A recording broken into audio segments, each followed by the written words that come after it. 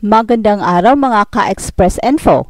Sa loob ng 3 buwan, tahimik pero masigasig na nagtatrabaho ang Samahang Basketball ng Pilipinas o SBP upang maproseso ang eligibility ni Kenton Milyura Brown o QMB bilang local player para sa Gilas, Pilipinas. At dahil sa masalimot na proseso ng pag-validate ng mga documents, tumatagal ito bago makuha ang formal na confirmation mula sa FIBA. Gayunpaman, pinagtitibay ng SBP ang determinasyon nitong mapabilang sa QMB sa national team bilang isang local player na magbibigay daan sa Gilas upang magamit ang naturalized player slot sa ibang posisyon kung kinakailangan. Maraming basketball fans at experts ang nagpapahayag ng kanilang pagnanais na mapabilang sa QMB sa Gilas. Ang kanyang taas na 6'10" at solidong laro bilang isang sentro ay maaring maging mahalagang bahagi ng national team, lalo na't patuloy na humahanap ang Pilipinas ng mga big men na may kalidad upang makipagsabayan sa matitinding competition sa FIBA Asia at iba pang international tournaments. Ayon sa isang source, hindi binaliwala ng SBP ang panawagan ng publiko. Sa katunayan, matagal na gumagalaw ang proseso upang maisumite ang kinakailangang papeles at maayos ang kanyang eligibility. Pero tulad ng anumang kaso na may kaugnayan sa dual citizenship, kailangang masusing mapatunayan ang mga documents upang maiwasan ang anumang pagdududa mula sa FIBA. Isa sa mga pangunahing documents na kinakailangan upang mapatunayan ang eligibility ni QMB bilang local player ay ang kanyang Philippine passport na dapat ay na-issue bago siya mag-16 years old.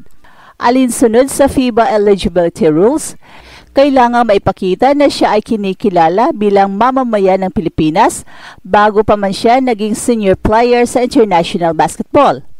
At ayon sa source, naipasa na ng kampo ni QMB ang isang kopya ng kanyang Philippine passport, pero ito ay sumasailalim pa rin sa masusing pag-verify.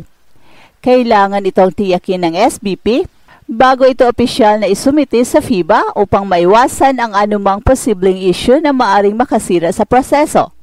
Ang SBP ay may kopya na ng passport ni QMB mula nung una siyang dumating sa UP.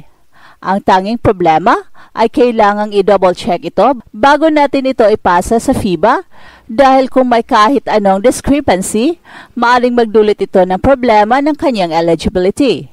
Ayon sa source, hindi naman namin sinasabi na may mali o may duda sa kanyang mga papeles, pero ito ay bahagi ng due diligence na ginagawa ng SBP sa lahat ng mga player na may parehong kaso.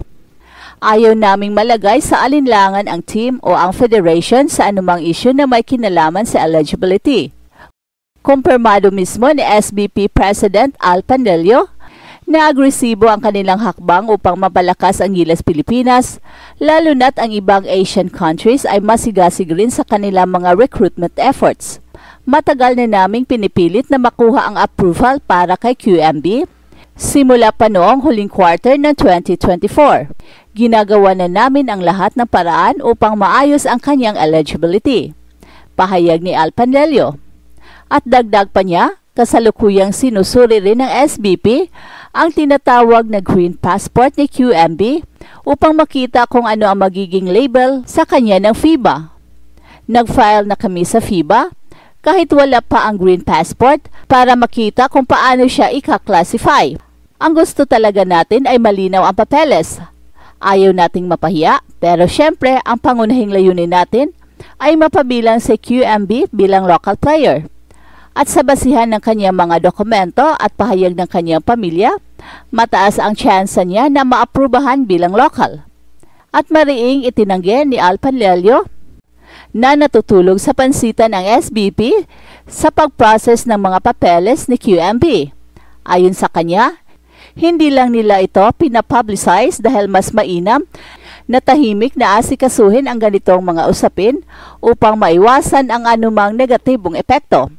Hindi totoo na nakatenga ang papeles ni QMB. Ang totoo, ginagawa na namin ito matagal na. Pero hindi lang namin inilalabas sa media dahil baka may maging epekto pa ito sa proseso.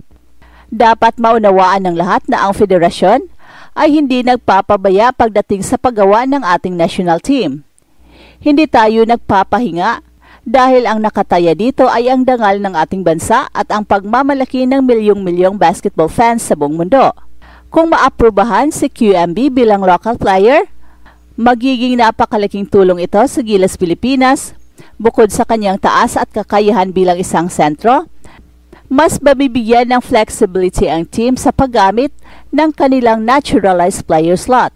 Dahil sa patuloy na kakulangan ng dominanteng big man sa Pilipinas, ang pagsama ni QMB sa Gilas ay isang mahalagang hakbang sa pagpapalakas ng kupunan. Kung siya ay maaprubahan bilang lokal, maaari pa rin kumuha ang Gilas ng isang naturalized player para punan ang ibang posisyon na mas nangangailangan ng reinforcement. Sa kasalukuyang lineup ng Gilas, meron ng mga batang big man tulad ni Kai Sotto at AJ Edo, at ang pagsama ni QMB ay magbibigay ng dagdag na depth sa frontline ng team na siyang isa sa pinakamalaking kahinaan ng Pilipinas sa international basketball. Masigasig ang SBP sa pagtatrabaho upang matiyak ang eligibility ni Kenton Milyura Brown bilang isang local player ng Gilas Pilipinas.